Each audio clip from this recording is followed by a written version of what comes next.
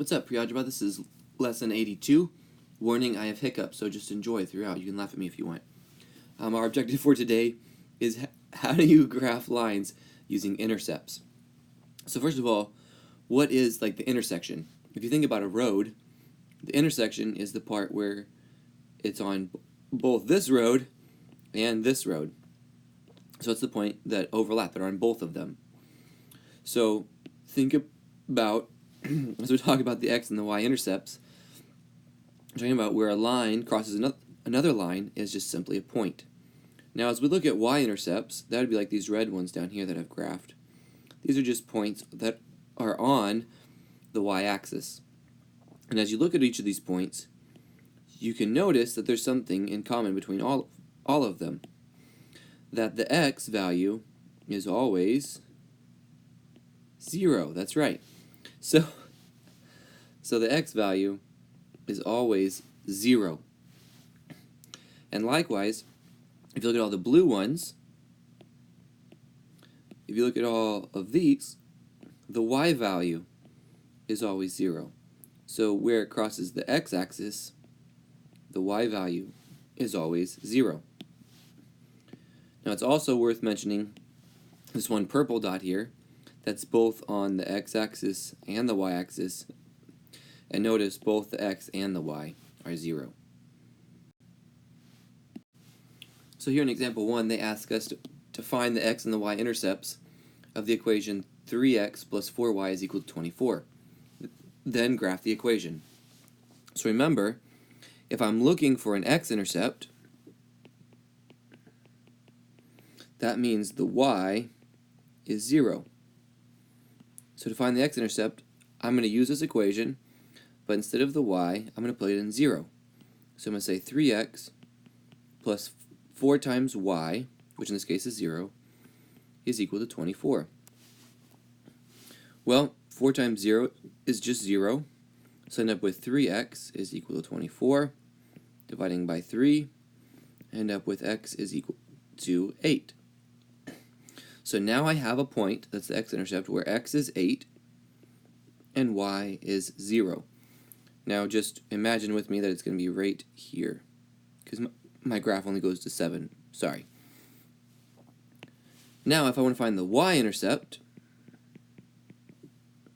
again that means that the x is now 0. So I'm going to still use that equation, except for now I'm going to put in a 0 for x.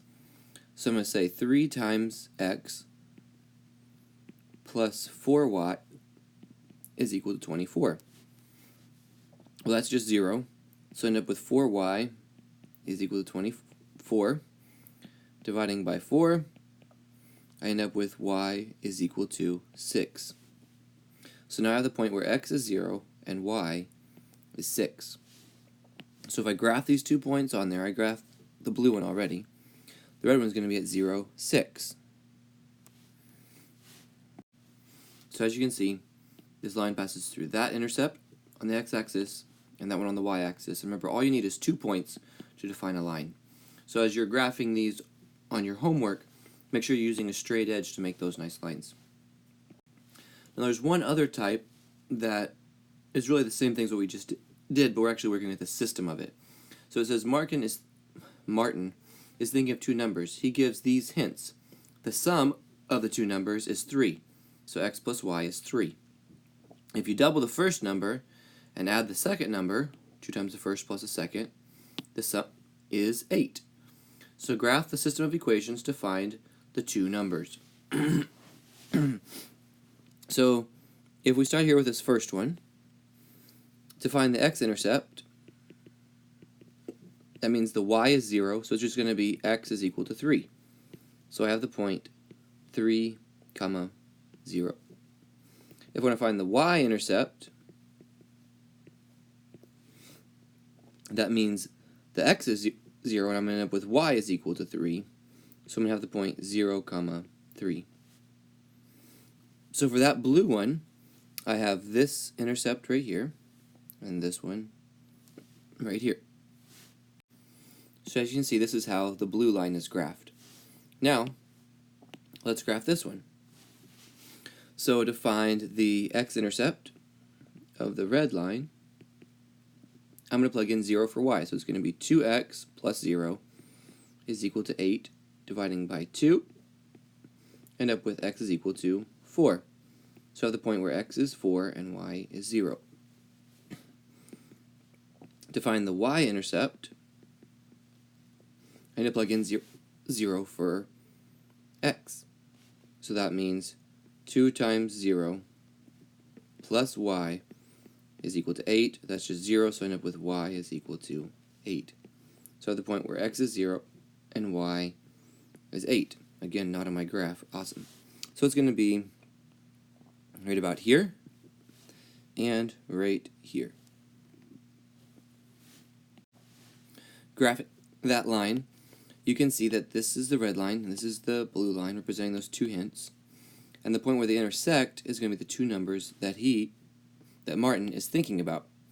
So that's going to be the point right here. It's on both of them, where x is 5 and y is -2. So those are his two numbers that Martin is thinking about. Now it's also worth mentioning that all the equations we've been working with today are in what we call standard form, which is like some number times x plus some number times y, that's supposed to be a y, equals c. And when we have in this form, it's really conducive to using intercepts in order to graph those. Your homework for today is a worksheet, so make sure you get that from your teacher. And again, make sure you're nice and neat as you graph these.